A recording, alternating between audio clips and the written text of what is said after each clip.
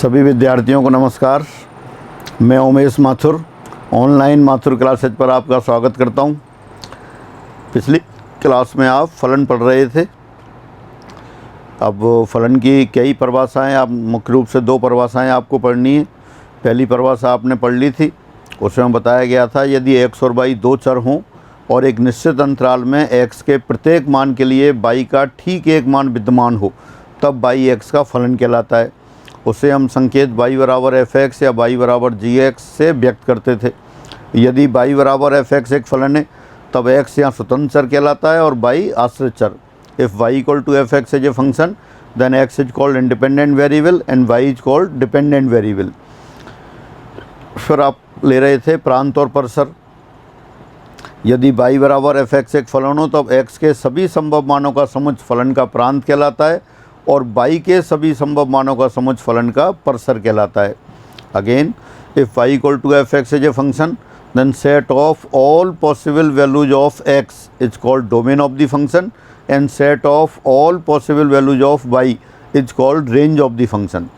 तो इतना आपने पढ़ लिया था। इसके साथ साथ कुछ मानक फलनों के प्रांत और परसर, सरल फलनों के प्रांत और परसर निकाल लिए थे आपने। y बराबर x स्क्वायर, y बराबर x स्क्वायर प्लस 1, y बराबर √x, y बराबर 1/x। इस तरह के फलन, छोटे छोटे फलन थे, उनके आपने प्रांत और परसर ले लिए थे। अब आगे बढ़ते हैं। अब आता है फलन की परिभाषा। दोबारा से परिभाषा, सेकंड परिभाषा। यदि कैपिटल ए और कैपिटल बी दो समुच्चय हों तब एक नियम F या आप कह सकते हैं संबंध F ए से बी में फलन कहलाता है।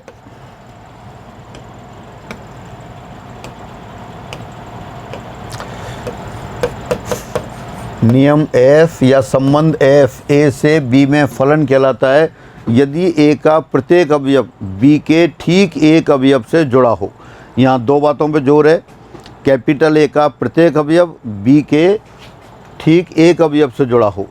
दोबारा से, a rule F again, let A and B are two sets, then a rule F from A to B is said to be a function if every element of A is related to exact one element of B।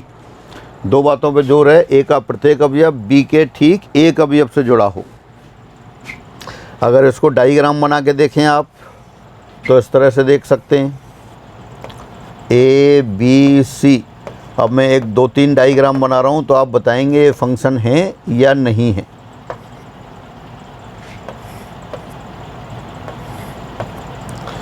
Number 1 आप देखें क्या बताया था।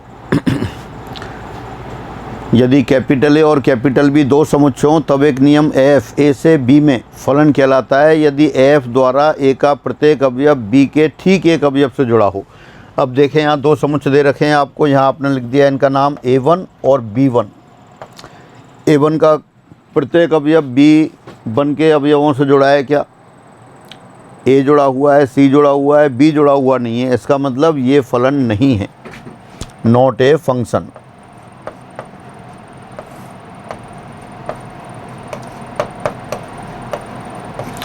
फिर देखते हैं दूसरा example देखते हैं आप। अब दो समुच्चय दे दिए आपको A2 और B2। A2 में एलिमेंट्स दे दिए आपको A B C, यहाँ दे दिए P Q R S। A related to P, B related to Q and R and C related to S। अब आपको बताना है ये फलन है क्या।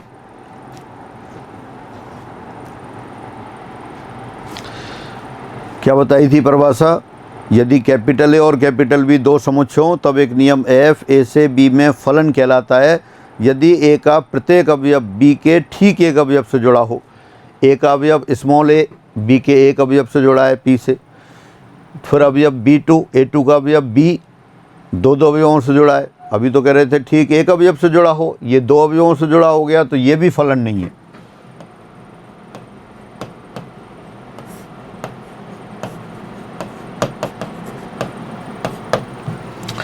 फिर एक और एग्जाम्पल लेते हैं। Set A B C D, set B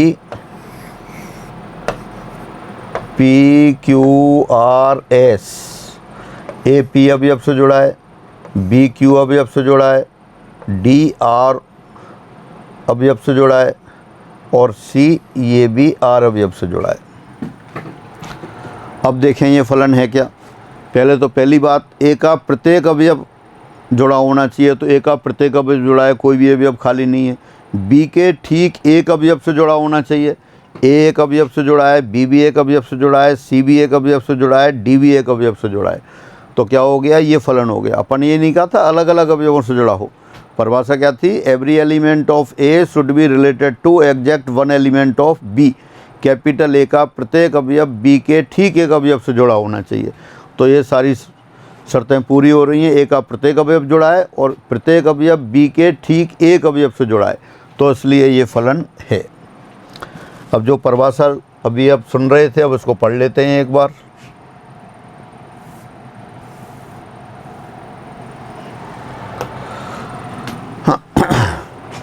यहाँ लिखा है परिभाषा, यदि कैपिटल ए और कैपिटल बी दो समुच्चय हैं तब नियम एफ ए से बी में फलन कहलाता है यदि एफ द्वारा ए का प्रत्येक अवयव बी के ठीक एक अवयव अर्थात अद्वितीय अवयव से जुड़ा हो।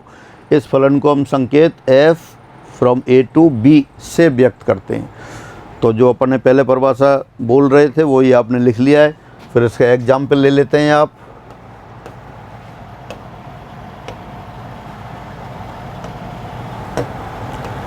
F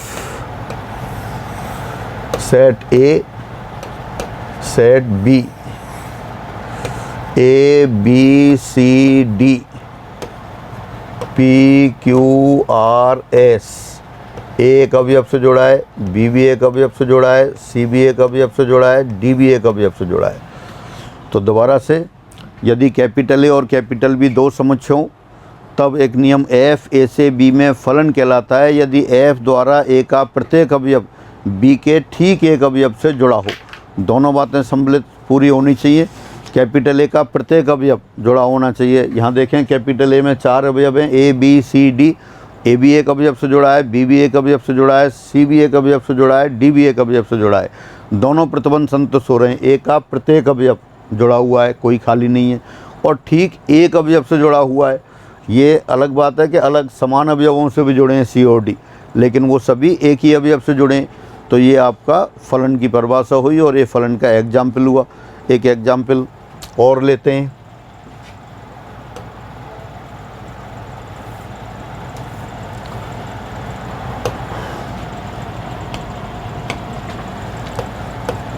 F1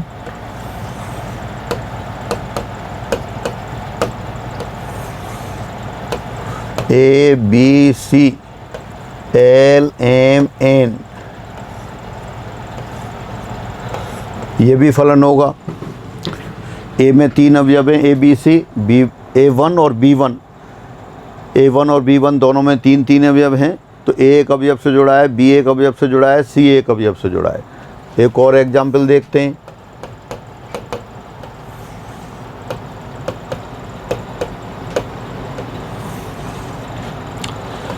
P Q R A B C D, P A से जुड़ा है, क्यू सी से जुड़ा है, आर बी सी से जुड़ा है। अब ये देखें फलन है क्या। A2 B2 दो समुच्चय दे रखें। A2 में 3 अवयव हैं, पी क्यू आर, और B2 में 4 अवयव हैं, ए बी सी डी। एक A2 का अवयव P, B2 के अवयव A से जुड़ा हुआ है, Q C से जुड़ा हुआ है, R C से जुड़ा हुआ है। दोनों प्रतिबंध संतुष्ट हो रहे हैं। ए का प्रत्येक अवयव, A2 का प्रत्येक अवयव जुड़ा हुआ है और ठीक एक ही अवयव से जुड़ा हुआ है। एक और एग्जाम्पल लेते हैं। ए बी सी डी,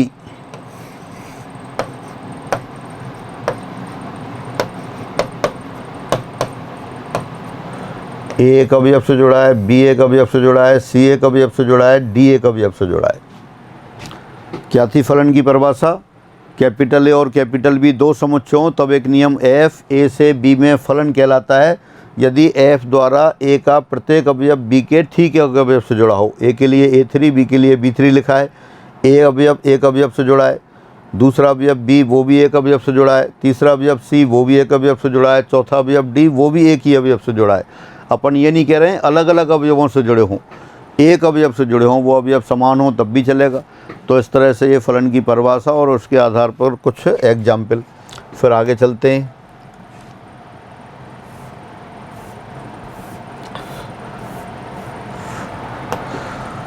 अब यहाँ एक एग्जाम्पल लिखा है, वो आप पढ़ेंगे। एग्जामिनेशन क्वेश्चन है, x के किन मानों के लिए संबंध 8, 11, 34, 5, 6, 17 और x, 22 एक फलन नहीं हो सकता। फलन के लिए क्या परिभाषा थी? यदि a से b में कोई फलन हो तो कैपिटल A का प्रत्येक अवयव b के ठीक एक अवयव से जुड़ा होना चाहिए। और अगर इसको ऑर्डर पेयर के रूप में लिख दिया है, जैसे संबंध लिखते थे उसी तरह से क्रमित युग्मों के रूप में लिख दिया है, तो भी वो संतुष्ट होना चाहिए। यानी कि प्रत्येक अवयव का एक और सिर्फ एक ही प्रतिबिंब होना चाहिए, यानी कि पहली एंट्री कभी रिपीट नहीं होना चाहिए। यहाँ 8 आ रहा है, यहाँ 34 आ रहा है, यहाँ 6 आ रहा है, तो x कब नहीं होगा? अगर x की जगह 8 आ जाए, अगर x की जगह आप यहाँ 8 लिख देते हैं तो क्या बन जाएगा? ये 8 का प्रतिबिंब एक तो दे रखा है 11 और दूसरा प्रतिबिंब 22 हो जाएगा जब वो x बराबर 8 हो। जब x बराबर 8 होगा तो ये 8 के दो प्रतिबिंब हो जाएंगे। पहले क्रमिक युग्म से तो हो जाएगा 8 का प्रतिबिंब 11 और इसका हो जाएगा ये भी 8 का 22 हो जाएगा, तो ये फलन नहीं होगा। अगर x की जगह आप 34 रख दें तो इसी तरह 34 के दो प्रतिबिंब हो जाएंगे। दोबारा से क्वेश्चन में क्या पूछा है? x के किन मानों के लिए संबंध एक फलन नहीं हो सकता। फलन कब नहीं हो सकता? जब एक अवयव के एक से ज़्यादा प्रतिबिंब हो। अब यहाँ x के वहाँ x रखा है, x के स्थान पर अगर 8 रख देंगे तो 34 रख देंगे तो 34 भी दो अवयवों से संबंधित हो जाएगा, और x के स्थान पर 6 रख देंगे तो 6 भी दो अवयवों से जुड़ जाएगा। जबकि a का प्रत्येक अवयव b के ठीक एक अवयव से जुड़ा होना चाहिए। तो x क्या क्या नहीं होना चाहिए? 8 भी नहीं होना चाहिए, 34 भी नहीं होना चाहिए, 6 भी नहीं होना चाहिए। तो कौन सा आंसर आ गया इसमें? जिस ऑप्शन में 8, 34, 6 दे रखे हों, तो ये इसका आंसर आ गया। फलन की परिभाषा पढ़ी आपने। फलन की परिभाषा क्या थी? यदि कैपिटल ए और कैपिटल बी दो समुच्चय हों तब एक नियम f a से b में फलन कहलाता है यदि f द्वारा a का प्रत्येक अवयव b के ठीक एक अवयव से जुड़ा हो। प्रत्येक अवयव जुड़ा होना चाहिए और ठीक एक अवयव से जुड़ा होना चाहिए। तो अवयव तो पहले से ही दे रखे थे। अब यही फलन कब हो जाएगा? जब प्रत्येक अवयव ठीक एक अवयव से जुड़ा हो। तो x के स्थान पर 8 नहीं होना चाहिए, x के स्थान पर 34 नहीं होना चाहिए, x के स्थान पर 6 नहीं होना चाहिए। अब आगे चलते हैं।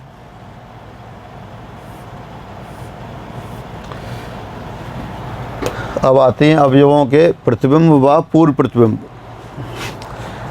अभी अपन परिभाषा की बात कर रहे थे। यदि f a से b में कोई फलन हो, जो पहले आपने फलन लिखा था उसी एग्जाम्पल को लिख देते हैं। a b c d p q r s a p b q c s d s।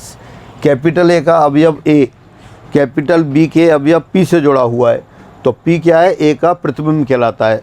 यहाँ f फलन है तो f प्रतिबिंब बोलेंगे। तो यहाँ f a का f प्रतिबिंब f a बराबर p आ गया। b किससे जुड़ा हुआ है? q से, तो b का f प्रतिबिंब कौन सा हो गया? q हो गया। इसको कैसे लिखेंगे आप? f b बराबर q। फिर c किससे जुड़ा हुआ है? s से, तो c का प्रतिबिंब क्या हो गया? s हो गया। d भी किससे जुड़ा हुआ है? s से, तो d का प्रतिबिंब, या आप कह सकते हैं d का f प्रतिबिंब, वो भी s हो गया। f c बराबर s और f d ये भी s हो गया। दोबारा से, यदि f a से b में कोई फलन हो, यदि f a से b में कोई फलन हो तब कैपिटल a का अवयव a b के जिस अवयव से जुड़ा होगा वो उसका प्रतिबिंब कहलाता है।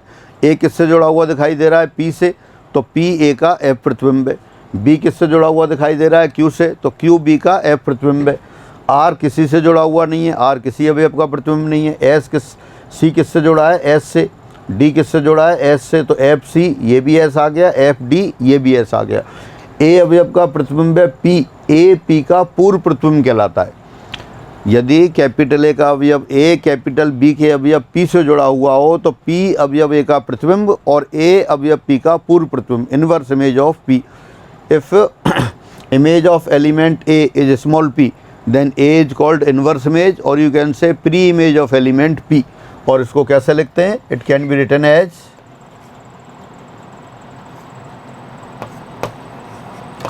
F inverse P, ये बराबर A आ गया, F inverse Q, ये बराबर B आ गया, F inverse C, अब C तो किसी से, C नहीं, R,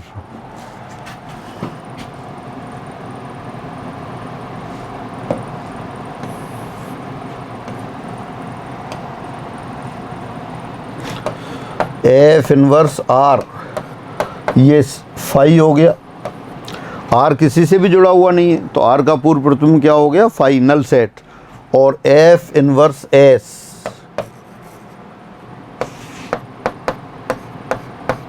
F इनवर्स S आ गया C and D।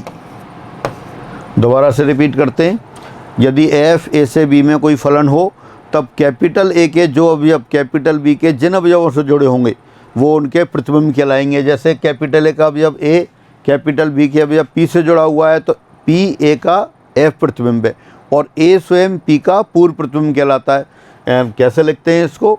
F A equal to P and F inverse P equal to A। Similarly F B equal to Q and F inverse Q equal to B। F C equal to S and F D equal to S, therefore F inverse S equal to C and D। R किसी से भी जुड़ा हुआ नहीं है तो R का कोई पूर्व प्रतिबिंब नहीं है।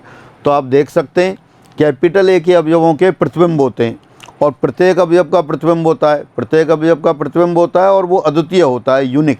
Every element of A has its unique image in B। और B के अवयवों के पूर्व प्रतिबिंब हो भी सकते हैं, नहीं भी, और हों तो एक से ज़्यादा हो सकते हैं। तो दोबारा से आते हैं फिर, अब अपन देख रहे हैं अवयवों के प्रतिबिंब व पूर्व प्रतिबिंब। यदि कैपिटल F तो कैपिटल A और कैपिटल B दो समुच्चय हों तब एक फलन F A से B में फलन दे रखा हो तो A के अवयव जिन जिन अवयवों से जुड़े होते हैं वो उनके कॉरस्पॉन्डिंग इमेजेज कहलाती हैं, प्रतिबिंब कहलाते हैं। जो आपने एग्जाम्पल दे रखा था उसमें स्मॉल A का प्रतिबिंब P, स्मॉल B का प्रतिबिंब Q, स्मॉल C का प्रतिबिंब S, स्मॉल D का प्रतिबिंब S। अब पूर्व प्रतिबिंब B के अवयवों के होते हैं। F का पूर्व प्रतिबिंब A, Q का पूर्व प्रतिबिंब B, R का कोई पूर्व प्रतिबिंब नहीं है और S की प्री इमेज S के पूर्व प्रतिबिंब C और D हो गई। तो बिल्कुल स्पष्ट है, यदि F A से B में एक फलन हो तो A का प्रत्येक अवयव का पूर्व प्रतिबिंब होगा और B के अवयवों A के प्रत्येक अवयव के प्रतिबिंब होंगे और वो अद्वितीय होंगे। और B के अवयवों के पूर्व प्रतिबिंब हो भी सकते हैं, नहीं भी, और हों तो एक से ज़्यादा हो सकते हैं। तो फिर आगे बढ़ते हैं।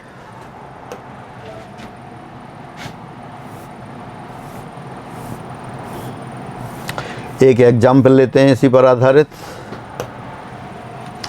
यदि F R से R में इस प्रकार है कि Fx बराबर XQ माइनस 8 तो F इनवर्स 19 पूछा है। F इनवर्स 19 या 19 की प्री इमेज पूछी है। दोबारा से, यदि F R से R क्या है? वास्तविक संख्याओं का समुच्चय। यदि F R से R में एक फलन दे रखा है और किस तरह परिभाषित है? Fx बराबर XQ माइनस 8, तब आपसे पूछा है F इनवर्स 19 कितना होगा। तो एज्यूम कर लेते हैं आप F इनवर्स 19 यानी कि 19 की प्री इमेज लेनी है आपको। F इनवर्स 19 बराबर X। क्या फाइंड करना है आपको? 19 का पूर्व प्रतिबिंब। F इनवर्स 19 ये पता करना है। F इनवर्स 19 यानी कि 19 की प्री इमेज या प्री इमेज क्या होगी। तो देयरफॉर Fx बराबर 19 और Fx यानी कि XQ माइनस 8 बराबर 19। This implies XQ equal to 27 और दिस इम्प्लाइज X बराबर 3। तो देयरफॉर F इनवर्स 19 ये 3 के बराबर हो गई। तो कौन सा आंसर आ गया? सेकंड आंसर आ गया। अभी अपन अवयव के प्रतिबिंब और पूर्व प्रतिबिंब की बात कर रहे थे, तो ये क्या है आपका? F इनवर्स 19 आ गया, यानी कि 19 का पूर्व प्रतिबिंब आ गया। एक और एग्जाम्पल देखते हैं फिर।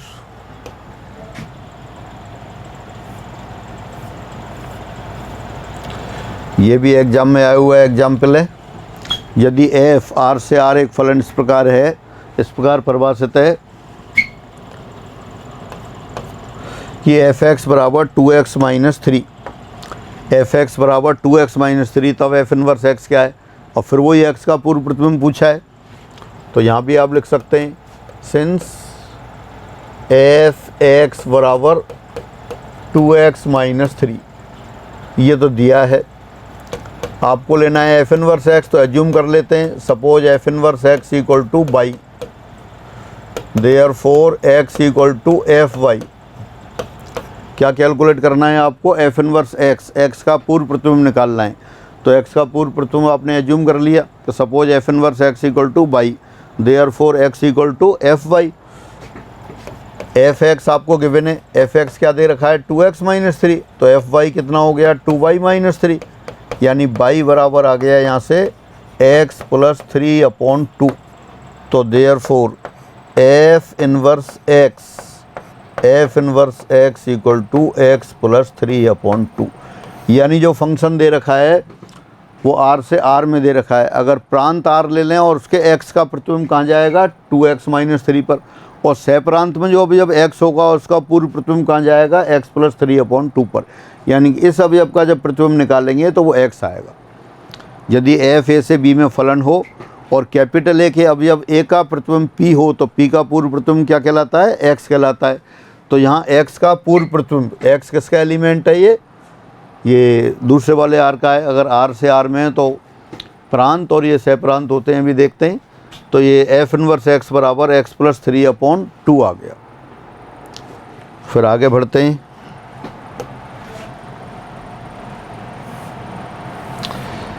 अब आते हैं अपने पास प्रांत, सह प्रांत और परसर। प्रांत, सह प्रांत और परसर। यदि एफ ए से बी में फलन हो, दोबारा से, यदि एफ कैपिटल ए से कैपिटल बी में एक फलन हो, तब समुच्च कैपिटल ए इस फलन का प्रांत, समुच्च कैपिटल बी इस समुच्च का सह प्रांत, और कैपिटल ए के अवयवों के एफ प्रतिबिंबों का समुच्च फलन का परसर कहलाता है। दोबारा से, यदि एफ ए से बी में एक फलन हो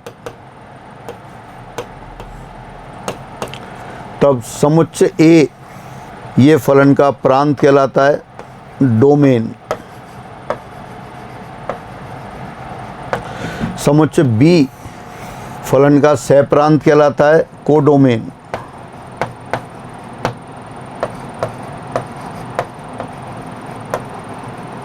दोबारा से, if f is a function from A to B then set A is called domain of the function, set B is called codomain of the function, and set of images of elements of A is called range of the function।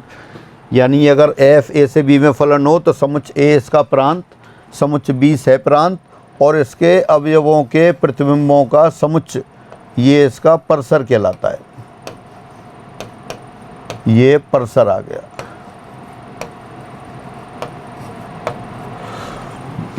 दोबारा से, यदि f capital A से capital B में एक फलन हो तब समुच्च ए फलन एफ का प्रांत, समुच्च बी फलन एफ का सह प्रांत, और कैपिटल ए के क्यू आर एस ये सभी मिलके क्या हो गया, ये सह प्रांत हो गया। अब कह रहे थे कि प्रतिबिंबों का समुच्चय, प्रतिबिंब कौन कौन से आ रहे हैं इस पे, पी क्यू आर, तो प्रतिबिंबों का समुच्चय कौन सा हो जाएगा, ये हो गया, ये इसका परसर आ गया।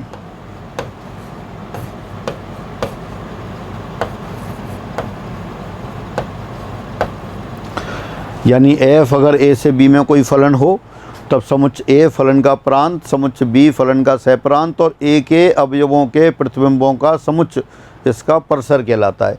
तो इस फलन के लिए प्रांत तो कौन सा हो गया, सेट ए, इसमें अवयव कौन कौन से हैं, ए बी सी डी, और सह प्रांत कौन सा हो गया, समुच्च B, P Q R S, और परसर क्या हो गया, परसर में 3 अवयव आ गए, पी क्यू और एस। आर पर किसी अवयव का प्रतिबिंब नहीं है तो ये परसर की बात हो गई। पहले आपने पढ़ा था संबंध। संबंध में क्या था, ए का एक, अगर ए और बी दो समुच्चय हों तब कैपिटल ए के कुछ या सारे अवयव बी के कितने भी अवयवों से जुड़े हो सकते थे, वो संबंध होता था। लेकिन फलन में क्या है, फलन में ये है कैपिटल ए और कैपिटल बी दो समुच्चय, तब कैपिटल ए और एफ ए से बी में एक फलन हो तो एफ द्वारा ए का प्रत्येक अवयव, कोई भी अवयव खाली नहीं हो, ए का प्रत्येक अवयव बी के ठीक एक अवयव से जुड़ा होना चाहिए। तो ये संबंध का स्पेशल केस है। अब फिर आगे बढ़ते हैं।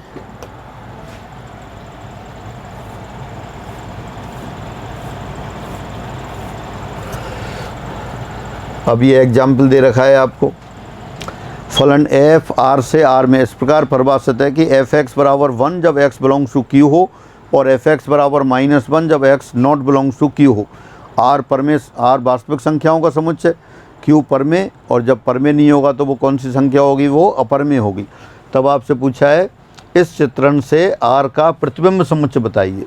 प्रतिबिंब समुच्चय पूछा है, प्रतिबिंब समुच्चय जिन जिन अवयवों पर प्रतिबिंब जा रहे हैं उनका सबका समुच्चय। तो जो वास्तविक संख्याओं का समुच्चय आर, इसमें या तो अवयव कैसा होगा, परमेय होगा या अपरमेय होगा, या तो कैसा होगा, या तो परमेय होगा या अपरमेय होगा। तो सारी परमेय संख्याओं का प्रतिबिंब कहाँ जाएगा, 1 पर जाएगा, और अपरमेय संख्याओं का प्रतिबिंब कहाँ जाएगा, -1 पर जाएगा। इसके अलावा तो किसी में प्रतिबिंब जाएगा ही नहीं। एफ आर से आर में वास्तविक संख्याओं के समुच्चय पर एक नियम परिभाषित है। किस तरह से दे रखा है ये कि एफ एक्स बराबर 1 जब x belongs to Q, x belongs to Q यानी कि एक्स अगर परमेय संख्या है तो परमेय संख्या का प्रतिबिंब 1 पर जाएगा, और x not belongs to Q, not belongs to Q यानी कि परमेय नहीं है, परमेय नहीं है तो कैसा होगा, अपरमेय होगा। अपरमेय होगा तो अपरमेय संख्याओं का प्रतिबिंब कहाँ जाएगा, माइनस पर। दोबारा से पढ़ लेते हैं। Function f from R to R defined as f x equal to 1 when x belongs to Q, -1 when x not belongs to q, where q is the set of rational numbers with this mapping image set of r। r का image set पूछा है, तो image set में क्या क्या आएगा, या तो सभी संख्याओं की इमेज 1 पर जाएगी या -1 पर जाएगी। तो इमेज सेट कौन सा हो गया, प्रतिबिंब समुच्चय कौन सा हो गया, ऐसा समुच्चय हो गया जिसमें सिर्फ 2 अवयव हैं। प्रतिबिंब समुच्चय इमेज सेट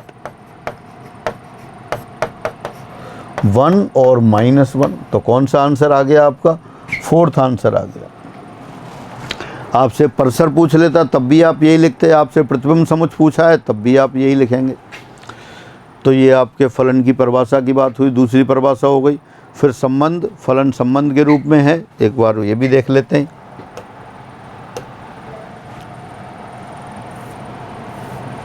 फलन एक संबंध, संबंध की बात हो रही थी जब क्या था, यदि एक नियम आर, दोबारा से एक नियम आर ए से बी में संबंध कहलाता है यदि आर के कुछ या सारे अवयव बी के कितने भी अवयवों से जुड़े हों, यानी कि आर ए क्रॉस बी का उपसमुच्चय होना चाहिए था।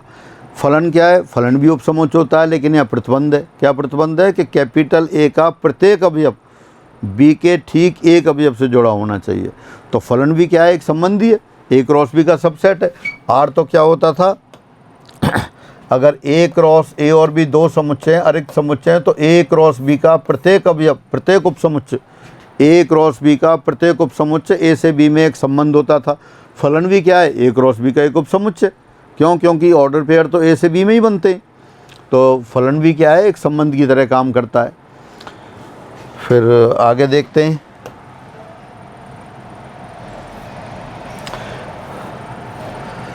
फलन एक संबंध, फलन एक ऐसा संबंध है जिसके किन्हीं भी 2 भिन्न क्रमित युग्मों का पहला अवयव समान नहीं हो। ये दूसरी तरह से कह दिया। पहले आपने कहा था फलन क्या है, संबंध है। संबंध क्या था, ए क्रॉस बी का उपसमुच्चय, प्रत्येक उपसमुच्चय। तो फलन ए क्रॉस बी का उपसमुच्चय तो होता ही है। अब उसी को दूसरी तरह से लिख दिया है, फलन एक ऐसा संबंध है जिसके किन्हीं भी 2 भिन्न क्रमित युग्मों का पहला अवयव समान नहीं हो। यानी कि अगर पहला अवयव समान होगा तो एक अवयव के 2 प्रतिबिंब हो जाएंगे। तो दूसरी तरह से कैसे कह दिया कि अगर क्रमित युग्मों के रूप में दे रखा हो कोई भी संबंध, तो वो संबंध फलन कब होगा, जब किन्हीं भी 2 क्रमित युग्मों के पहले अवयव समान ना हो। अगर पहले अवयव समान हो जाते तो एक अवयव के 2 प्रतिबिंब हो जाते। तो यहाँ दे रखा है f A B B C C D D A सभी पहले अवयव अलग अलग हैं। इसमें देखते हैं 1 2 2 3 3 4 4 5 सारे पहले अवयव क्या हैं, ये भी अलग अलग हैं। तो ये दोनों संबंध कैसे देख क्या हैं, ये फलन हो गए। तो ये संबंध और फलन में रिलेशन की बात हो गई।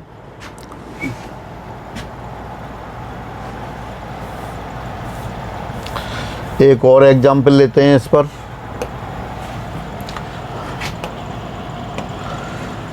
निम्नलिखित में से कौन सा संबंध प्रक्षेत्र के साथ एक फलन है। एक ये डोमेन दे रखा है, which of the following relation is a function with domain 1 2 3 4। Domain 1 2 3 4 पर कौन सा संबंध फलन है। तो फलन के लिए क्या था, फलन के लिए आपको बताया जिस समुच्चय पर परिभाषित है उसका प्रत्येक अवयव संबंधित होना चाहिए, किससे, यूनिक अवयव से। तो कितने अवयव हैं, 1 2 3 4। तो जितने भी ऑर्डर पेयर दे रखे हैं तो पहले तो ये देखेंगे उन क्रमिक युग्मों में पहला अवयव 1 2 3 4 आवश्यक रूप से होना चाहिए, और कोई भी अवयव एक से ज़्यादा बार नहीं होना चाहिए। पहला देखते हैं 1 4, 1 से और कोई शुरू नहीं हो रहा, 2 3, 2 से और शुरू नहीं हो रहा, 3 2, 3 3। इसका मतलब ये फंक्शन नहीं है। क्यों नहीं है फंक्शन ये, क्योंकि 3 यहाँ पहले स्थान पर भी आ गया और दूसरा ऑर्डर पेयर है उसमें भी आ गया, यानी कि 3 अवयव के 2 प्रतिबिंब हो गए। 3 का प्रतिबिंब 2 भी आ गया, 3 का प्रतिबिंब 3 भी आ गया। तो संबंध तो है ये, लेकिन फलन नहीं है। अगले वाले में देखते हैं, क्या देखना था, कौन कौन से संबंध है, फलन है, किस डोमेन पर, 1 2 3 4 पर। तो क्या देखना है आपको, किन्हीं भी 2 क्रमिक युग्मों के पहले अवयव समान नहीं होने चाहिए, और प्रांत का प्रत्येक अवयव किसी न किसी क्रमिक युग्म का पहला अवयव होना चाहिए। दूसरे में देखते हैं 1 पहला अवयव है, 2 है, 3 है, 4 है, सारे अवयव हो गए।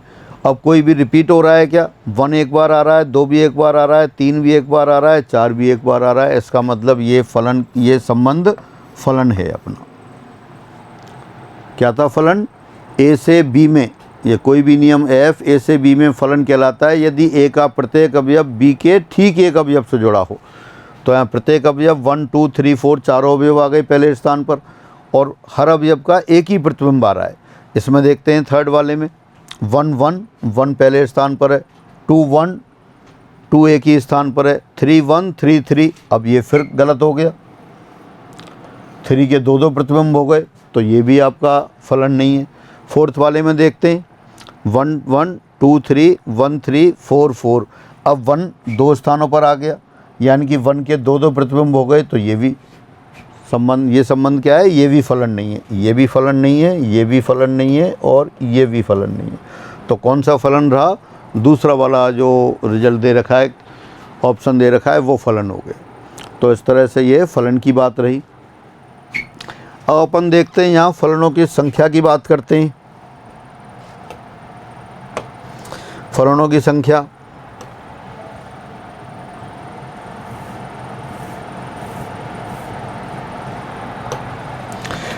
फलनों की संख्या से क्या मतलब है, यदि ए और बी 2 समुच्चयों, तब एक नियम एफ ए से बी में फलन कहलाता है यदि ए का प्रत्येक अवयव बी के ठीक एक अवयव से जुड़ा हो।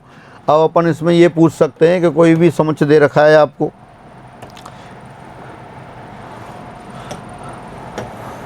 एक समुच्चय दे दिया ए, इसमें अवयव दे दिए आपके 1 2, और दूसरा समुच्चय दे दिया बी, यहाँ दे दिया ए बी। तब आपसे पूछ रहे हैं कि ए से बी में फलनों की संख्या कितनी होगी। जनरल भी लिखेंगे अपन, लेकिन अभी एक एग्जाम्पल से देखते हैं दोबारा से। यदि कैपिटल ए 1 2 हो, कैपिटल बी ए बी हो, तब ए से बी में परिभाषित फलनों की संख्या बताइए। संबंध पढ़ रहे थे जब आपने संबंधों की संख्या देखी थी। संबंधों की संख्या में क्या था, यदि ए में m अवयव हैं, बी में n अवयव हैं, तो ए क्रॉस बी में अवयवों की संख्या m × n थी, और ए क्रॉस बी का प्रत्येक उपसमुच्चय एक संबंध होता था। तो mn अवयव वाले समुच्चय के उपसमुच्चयों की संख्या 2⁻mn थी, तो वो 2⁻mn संबंध हो गए थे। यहाँ फलन की बात करते हैं, क्योंकि कम एलिमेंट्स हैं तो अपन वैसे ही बनाने की कोशिश करते हैं। F1 आपका 1 2, F1 ए में एलिमेंट 1 2 और बी में एलिमेंट हो गए ए बी।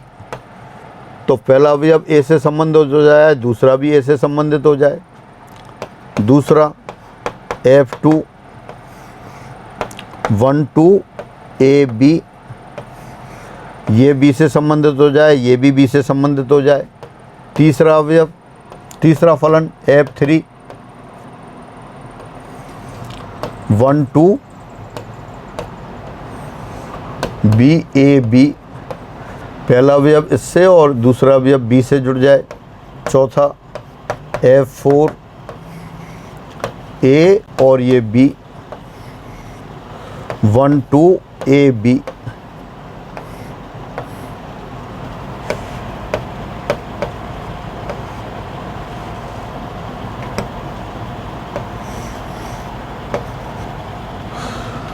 हाँ, तो ये आपने 4 फलन बनाए। देखिए इनके अलावा और संभव है क्या?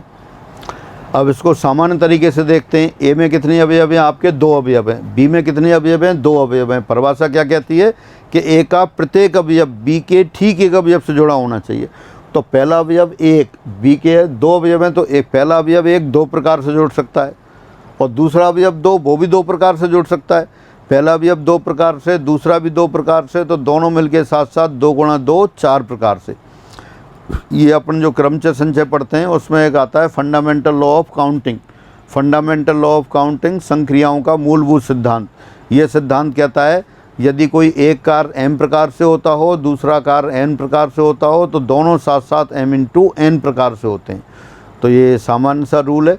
जिन लोगों को याद है वो ठीक है, जिन लोगों को याद नहीं है वो फिर क्रमचय संचय पढ़ेंगे, उस समय आप रिवाइज करेंगे इसे। तो यहाँ अगर ए में 2 अवयव हैं, बी में भी 2 अवयव हैं, और ए से बी में फलनों की संख्या लेनी है आपको। तो ए में अवयवों की संख्या 2 है, बी में अवयवों की संख्या 2 है। पहला अवयव 2 प्रकार से रिलेट हो सकता है और दूसरा अवयव भी 2 प्रकार से, यानी कि एक कार्य 2 प्रकार से, दूसरा भी 2 प्रकार से, तो दोनों साथ साथ 2 गुणा 2 4 प्रकार से। तो यहाँ ए से बी में फलनों की संख्या कितनी हो गई? 4 हो गई।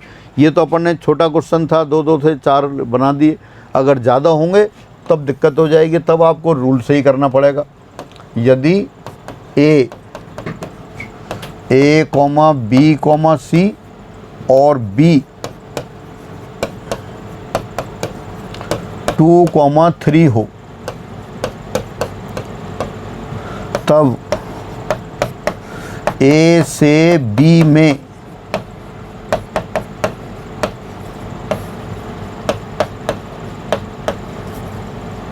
परिभाषित फलनों की संख्या।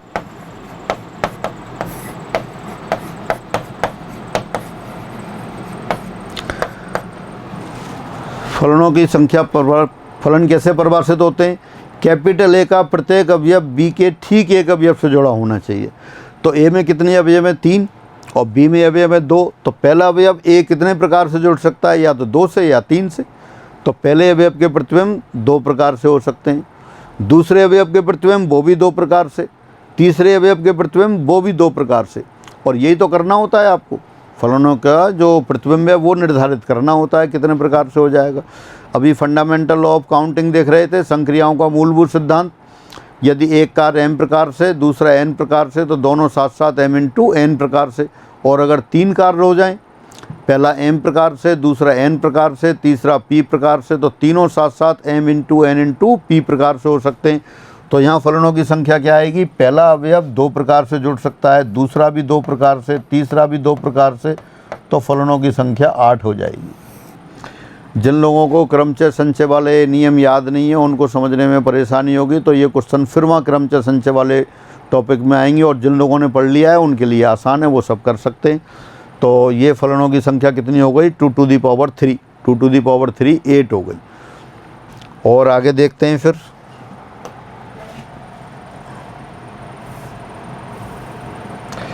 फलनों की संख्या, नंबर ऑफ फंक्शंस। यदि कैपिटल ए और कैपिटल बी 2 समुच्चयों और इनमें असमान अवयवों की संख्या क्रम से m व n हो, तो a से b में परिभाषित फलनों की संख्या n to the power m होगी।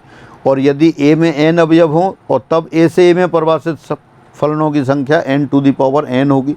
जो पहले क्वेश्चन कर रहे थे बिल्कुल उसी तरह का क्वेश्चन हो गया।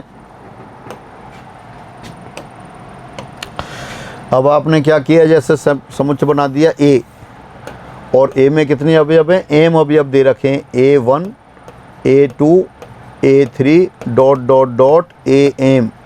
और ये दूसरा समुच्चय हो गया b, b में कितने अवयव हैं? n अवयव हैं, b1 b2 b3 up to bn।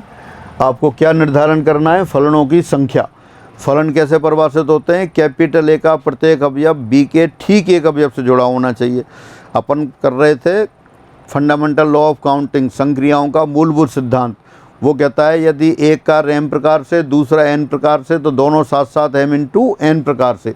और अगर 3 कार्य होते, पहला m प्रकार से, दूसरा n प्रकार से, तीसरा p प्रकार से, तो तीनों कार्य साथ साथ m into n into p प्रकार से। और इसी तरह से अगर n कार्य होते, पहला m1 प्रकार से, दूसरा m2 प्रकार से, तीसरा m3 प्रकार से और चौथा mn प्रकार से, तो सभी कार्यों को साथ साथ करने के तरीके कितने हो जाते, m1 into m2 into m3 up to mn हो जाते। अब यहाँ क्या है, a और b दो समुच्चय हैं, a में m अवयव हैं, b में n अवयव हैं। तो a से b में परिभाषित फलनों की संख्या, तो देखते हैं a1 कितने प्रकार से, a1 का प्रतिबिंब कितने प्रकार से निर्धारित हो सकता है, n प्रकार से, क्योंकि a1 का प्रतिबिंब b1 पे जा सकता है, b2 पे जा सकता है, b3 पे जा सकता है, इसी तरह लास्ट में bn पर जा सकता है। यानी पहले अवयव का प्रतिबिंब m प्रकार से, फिर दूसरे अवयव का प्रतिबिंब n प्रकार से, b2 का प्रतिबिंब n प्रकार से, a3 का प्रतिबिंब n प्रकार से और am का प्रतिबिंब भी n प्रकार से। यानी प्रत्येक अवयव का प्रतिबिंब n प्रकार से। यानी फलनों की संख्या, नंबर ऑफ फंक्शंस बराबर प्रतिबिंब निर्धारण के तरीके।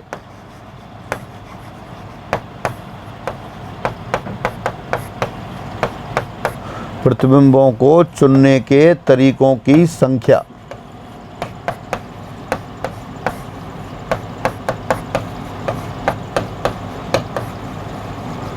तो ये कितना आ जाता, पहले अवयव का प्रतिबिंब n1 प्रकार से, n प्रकार से, दूसरे अवयव का प्रतिबिंब n प्रकार से, तीसरे का n प्रकार से और इसी तरह लास्ट का भी n प्रकार से। तो ये हो जाती n to the power m। यानी अगर कैपिटल A में अवयवों की संख्या m हो और कैपिटल B में अवयवों की संख्या n हो, तो A से B में परिभाषित फलनों की संख्या n to the power m हो गई। और यही क्वेश्चन दोबारा दे दिया। दोबारा क्या क्या है, A से A में परिभाषित फलनों की संख्या। अब A में कितने अवयव हैं, यदि A में n अवयव हों, A में n अवयव हैं, तो इसका प्रतिबिंब कितने तरह से निर्धारण होगा, जब number of elements in A equal to n, तब A से A में परिभाषित फलनों की संख्या।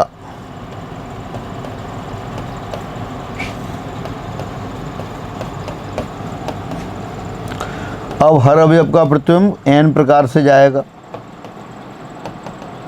और n अवयव हैं तो कितना हो गया, ये n to the power n आ गया।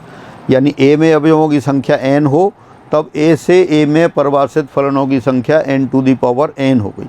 तो ये फलनों की संख्या की बात रही। एक और एग्जाम्पल में आपको लिखता हूँ, तो आप अपने आप देखें। यदि number of elements in A बराबर 3 हो, तब A से A में परिभाषित फलनों की संख्या। A से A में परिभाषित फलनों की संख्या बताइए। अब यहाँ n की जगह 3 रख दिया। पहले अवयव का प्रतिबिंब 3 प्रकार से, दूसरे अवयव का प्रतिबिंब 3 प्रकार से, तीसरे अवयव की प्रतिबिंब भी 3 प्रकार से। कितने हो जाएंगे, 3 टू दी पावर 3, यानी 27 फलन हो जाएंगे। एक और क्वेश्चन देखते हैं फिर आगे।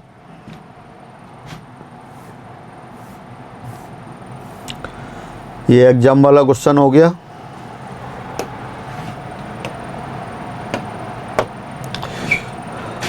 ये कैपिटल A है। कैपिटल A एवं कैपिटल B क्रम से m तथा n अवयव रखने वाले सीमित समुच्चय फाइनाइट सेट हैं। तो A से B में समस्त प्रतिचित्रणों की संख्या है। प्रतिचित्रण वही function, let A and B be two finite sets having m and n element respectively, then the total number of mappings, or you can say total number of functions defined from A to B is। वही question दोबारा लिख दिया, exam में आए हुए question है। तो पहले अवयव का प्रतिबिंब n प्रकार से, दूसरे अवयव का प्रतिबिंब n प्रकार से, तीसरे अवयव का प्रतिबिंब भी n प्रकार से और m भी अवयव का प्रतिबिंब भी n प्रकार से। तो कुल फलनों की संख्या हो गई n to the power m। ये एग्जाम्पल है, माना S समुच्चय A से A तक परिभाषित सभी फलनों का समुच्चय, और यदि n A बराबर k यानी A में अवयवों की संख्या k हो, तब number of element in S कितने हैं। यानी समुच्चय A में समुच्चय A में k अवयव हैं, तो A से A पर जो परिभाषित फलन है सभी फलनों को मिला के समुच्चय S बना दिया है। तो आपसे पूछा है कि S में अवयवों की संख्या कितनी है। तो जितने फलनों की संख्या होगी, अभी किया था पहले क्वेश्चन, अगर ए में n अवयव हों तो ए से ए में परिभाषित फलनों की संख्या n to the power n। एक एग्जाम्पल लिया था, ए में 3 अवयव हों तो ए से ए में परिभाषित फलनों की संख्या 3 टू दी पावर 3। यहाँ ए में कितने अवयव हैं आपके पास? यहाँ ए में आपके k अवयव हैं, number of elements in A k। तो ए से ए में परिभाषित फलनों की संख्या हो जाएगी k to the power k। तो एस में अवयवों की संख्या कितनी हो गई? k to the power k हो गई। अब आगे बढ़ते हैं। अब आता है फलन का मान।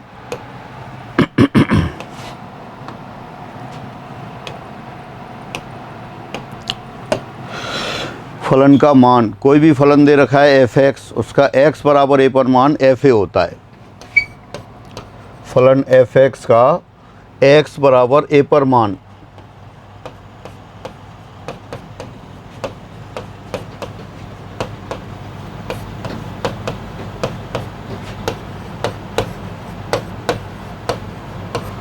फलन f(x) का x बराबर a पर मान fa होता है। जब भी मान निकालना होता है सीधा x बराबर a रख देते हैं, तो जो भी कैलकुलेशन होती है उससे सीधा सीधा मान आ जाता है। इसके कुछ एग्जाम्पल देखते हैं अपन।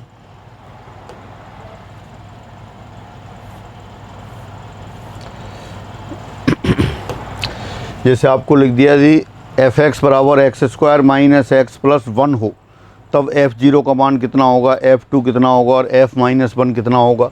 तो f0 कितना आ जाएगा यहाँ?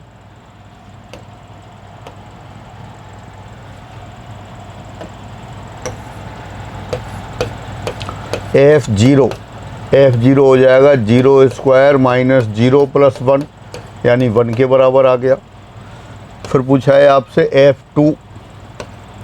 f2 कितना हो जाएगा? जहाँ भी x है x के स्थान पर 2 रख देते हैं, तो आ जाएगा 2² माइनस 2 प्लस 1 यानी 4 माइनस 2 2 प्लस 1 3 हो गया। फिर पूछा आपसे f-1 कितना है? तो f-1 x के स्थान पर -1 रख दिया आपने, तो 1 प्लस 1 प्लस 1 ये भी 3 आ गया। अगला एग्जाम्पल देखते हैं।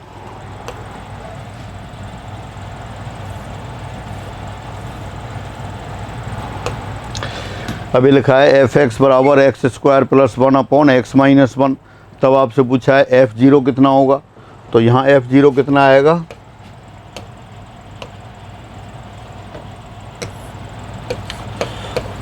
f0 आ गया 0² प्लस 1 अपॉन 0 माइनस 1 यानी 1 अपॉन -1 आ गया। आपसे पूछा f3 कितना है? f3 आ गया आपके पास 3² प्लस 1 अपॉन 3 माइनस 1, ऊपर 3² प्लस 1 9 प्लस 1 10 अपॉन 2 5 आ गया। फिर देखते हैं आप f1, ऊपर आएगा 1² प्लस 1 अपॉन 1 माइनस 1 2 अपॉन 0। 0 से भाग मान्य नहीं है, तो यहाँ लिखेंगे आप देयरफॉर f1 विद्यमान नहीं है, f1 does not exist.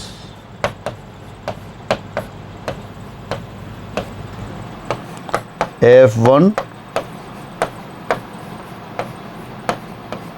Does not exist.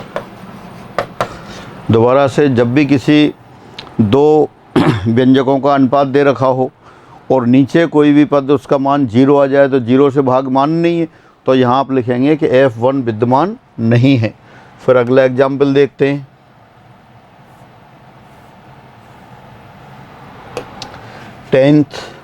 यहाँ दे रखा है फलन f(x) बराबर, फलन f(x) बराबर 3x प्लस 1 जब x का मान 0 और 1 के बीच में हो, और ये 5 माइनस x जब x का मान 1 या 1 से बड़ा लेकिन 4 से छोटा हो। तब आपसे पूछा है f1 1/2 1/2 कौन से अंतराल में है? 0 और 1 के बीच में है। और यहाँ फलन की दो ब्रांच दे रखी है। पहली ब्रांच दे रखी है जब x का मान 0 से बड़ा और 1 से छोटा हो। दूसरी ब्रांच दे रखी है जब x का मान 1 या 1 से बड़ा लेकिन 4 से छोटा हो। तो f1/2 लें। दोबारा देखते हैं, फलन आपको दे रखा है f(x) बराबर 3x + 1 जब x 0 और 0 से बड़ा और 1 से छोटा हो, और 5 - x जब x का मान 1 या 1 से बड़ा लेकिन 4 से छोटा हो। अब आपको निकालना है f1/2। 1/2 के संतराल में 0 और 1 के बीच में है, तो पहली ब्रांच यूज होगी। तो 3 × 1/2 + 1, 3/2 + 1 5/2 आ गया। फिर आपसे कहा f3,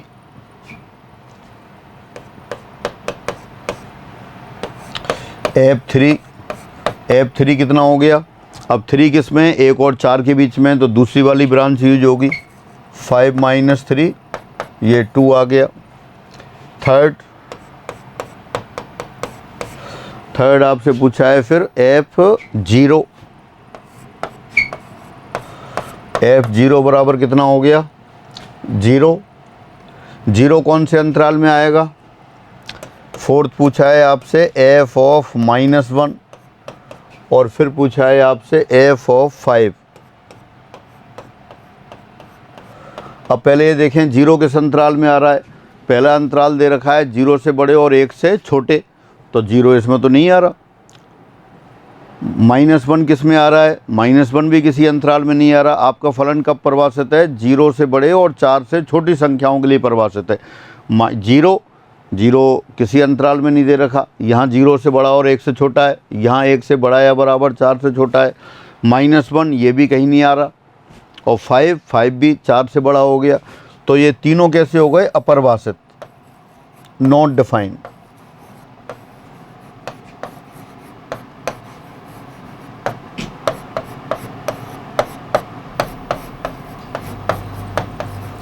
ये परिभाषित नहीं है। पहले समथिंग अपॉन 0 आ गया तो आपने कहा विद्यमान नहीं है, क्योंकि 0 से भाग मान्य नहीं है। अब क्या हुआ, फलन की दो ब्रांच दे रखी थी, और फलन कहाँ परिभाषित था, 0 से बड़े और 4 से छोटी संख्याओं पर परिभाषित था। 0 और 1 के बीच में एक ब्रांच दे रखी थी, और 0 और 1 या 1 से बड़े और 4 से छोटे के लिए दूसरी ब्रांच दे रखी थी। तो जो संख्याएं इन अंतराल में आ रही हैं, इस अंतराल 0 से 4 के बीच में आ रही हैं, उन्हीं का मान निकाल सकते हैं। और जो इस अंतराल में नहीं है, या कह दो फलन के प्रांत में नहीं है, उनका मान नहीं निकाल सकते। तो f0 आपका अपरिभाषित हो गया, f-1 अपरिभाषित हो गया, f5 ये भी अपरिभाषित हो गया। फिर अगले क्वेश्चन पर आते हैं।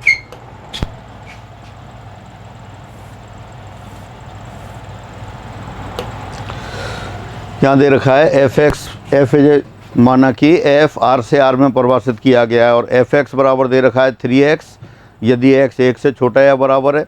ये दे रखा है x² जब x का मान 1 या 1 से बड़ा और 3 से छोटा या बराबर, और 2x दे रखा है जब x 3 से बड़ा है। यहाँ सभी के लिए परिभाषित है, 1 से छोटे के लिए भी, 3 से बड़े यानी 1 से छोटे में सारे अवयव आ गए। अब आपसे पूछा है यहाँ f(-1) प्लस f(4), तो f-1 देखें कितना आएगा। अब -1 किस अंतराल में आ रहा है, -1 1 से छोटा है, तो पहले इंटरवल से लिया जाएगा 3 × -1। फिर f4 किस में आ रहा है, x जब 3 से बड़ा है, 3 से बड़ा 4, 3 से बड़ा है, तो तीसरा वाला अंतराल आएगा 2 × 4, तो ये हो गया आपका 8 - 3 5। तो कौन सा आंसर आ गया, सेकंड आंसर आ गया। दोबारा से यहाँ फलन दे रखा था r से r में परिभाषित है, और 3 पार्ट में डिवाइड कर रखा था। 3 ब्रांच दे रखी थी फलन की। पहली ब्रांच f(x) बराबर 3x जब x का मान 1 या 1 से छोटा। दूसरी ब्रांच f(x) बराबर x² जब x का मान 1 से बड़ा और 3 से छोटा या बराबर। और तीसरी ब्रांच दे रखी है f(x) बराबर 2x जब x का मान 3 से बड़ा है। तो सभी वास्तविक संख्याओं के लिए परिभाषित है। आपसे पूछा गया f-1 प्लस f(4). f-1 के लिए कौन सी शाखा काम में लेंगे, -1 जिस अंतराल में दे रखा है। किस अंतराल में दे रखा है, जब x 1 का मान 1 से छोटा होगा तो -1 1 से छोटे में आ जाएगा, तो इसलिए -1 का मान पहली शाखा से निकाला, और f4 का मान ये तीसरी ब्रांच से निकाला। तो इस तरह से ये मान आ गया आपके पास 5। अगला क्वेश्चन देखते हैं।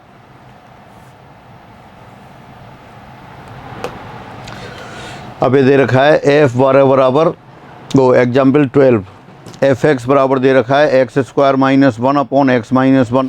तब आपसे पूछा है F0, F3 और F1। तो देखते हैं पहले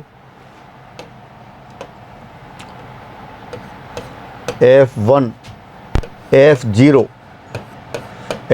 कितना हो गया आपके पास 0 माइनस 1 अपॉन 0 माइनस 1 1 आ गया।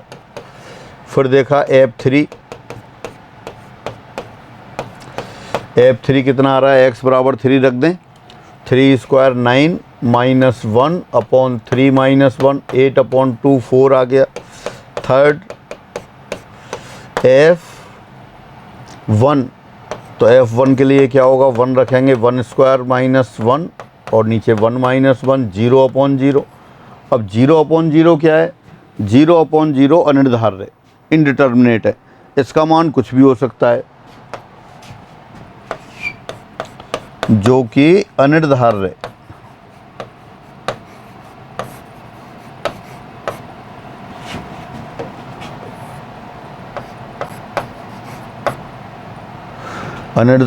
इनडिटर्मिनेट।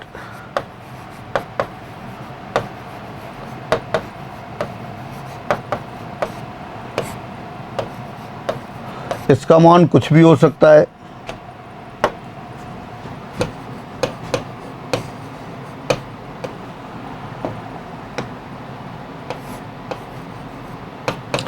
इसका मान कुछ भी हो सकता है।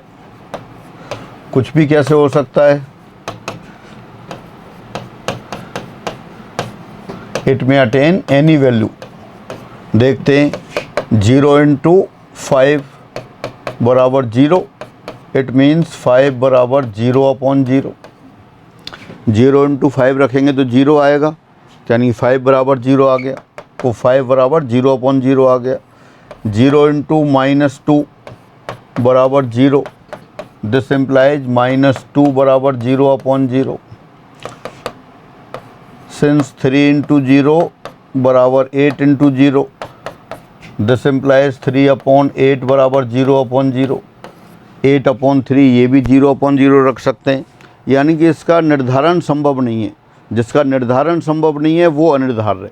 यानी 0 अपॉन 0 क्या हो गया 0 अपॉन 0 कोई फिक्स राशि नहीं है, 0 अपॉन 0 अनिर्धार्य।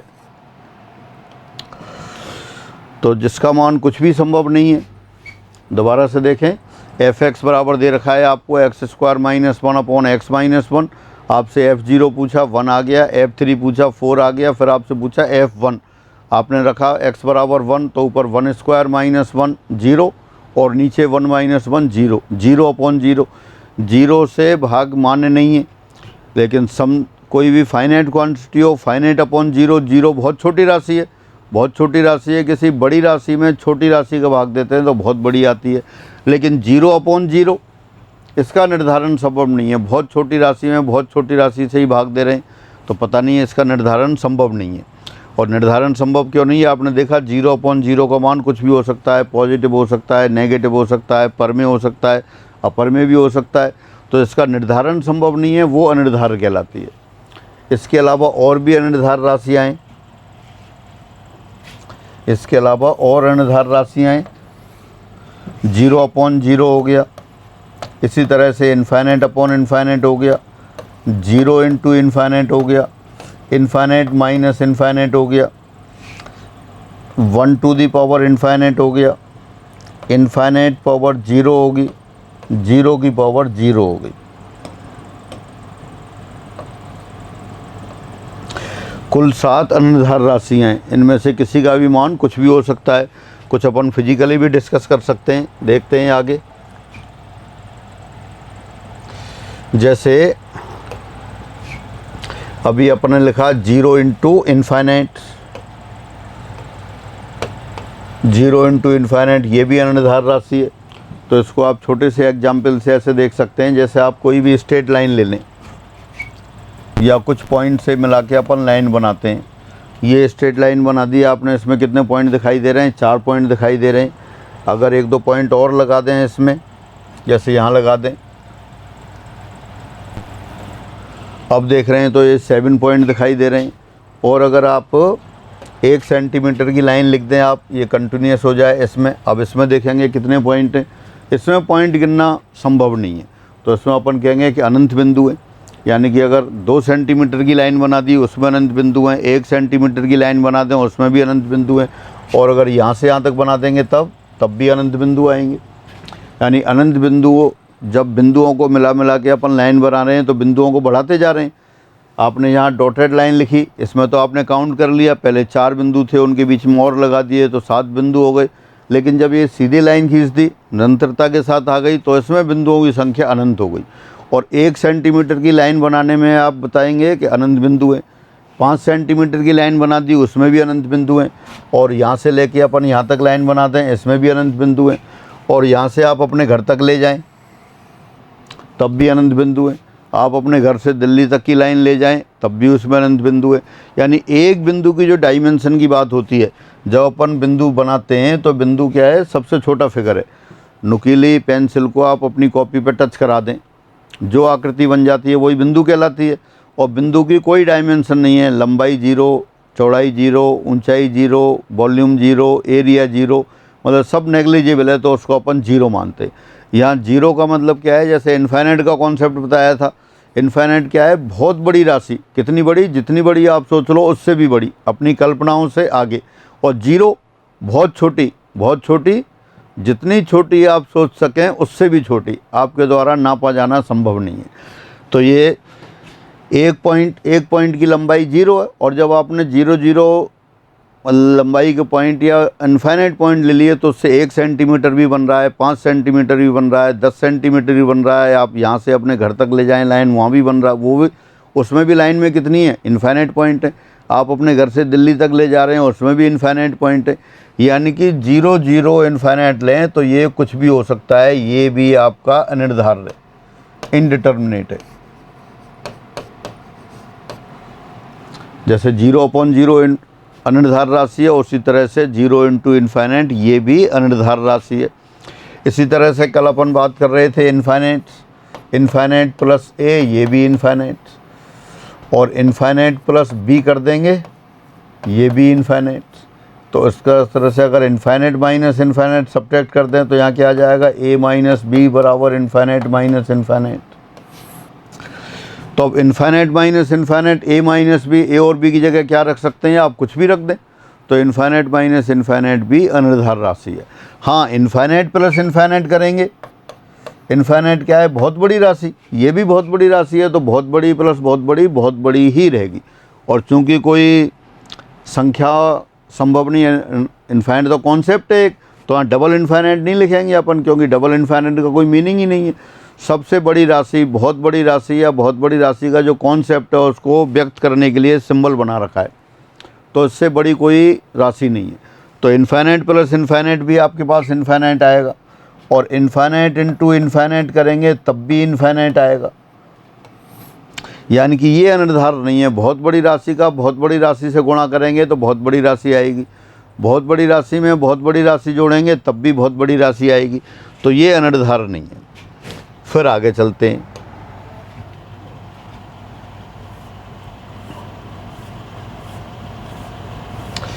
एक और एग्जाम्पल, f(x) बराबर log of 1 + x upon 1 - x है। तब आपसे पूछा है f of 2x upon 1 + x², इसका मान बताएं। फलन का मान पढ़ रहे थे, फलन के मान पे आधारित एक और क्वेश्चन दे दिया है। f(x) बराबर log of 1 + x upon 1 - x हो तो f 2x अपॉन 1 + x कितना होगा। तो देखते हैं आप, f 2x अपॉन 1 + x² बराबर f(x) बराबर दे रखा है log 1 + x अपॉन 1 - x।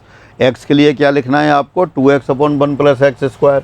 तो कितना हो गया ये, log of 1 + 2x upon 1 + x² upon 1 - 2x upon 1 + x²।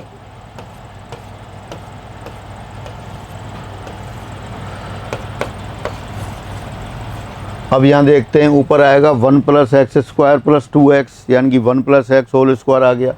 नीचे आएगा 1 + x² - 2x, यानी कि 1 माइनस एक्स होल स्क्वायर आ गया। ऊपर तो आ गया 1 प्लस एक्स होल स्क्वायर और नीचे आ गया 1 माइनस एक्स होल स्क्वायर। इसको आप लिख सकते हैं log of 1 plus x upon 1 minus x whole square. ये 2 आगे आ गया आपके पास 2 log of 1 plus x upon 1 minus x. ये तो जो फंक्शन दे रखा था वो आ गया। तो therefore F of 2x upon 1 plus x square ये बराबर हो गया 2 टाइम्स fx। तो ये इस तरह से आपके फलन की मान की बात हुई। फलन का मान कैसे निकालते हैं? जब भी किसी फलन fx के x बराबर a पर मान निकालना होगा तो डायरेक्ट x बराबर a रख देते हैं और फिर उसको कैलकुलेट कर लेते हैं।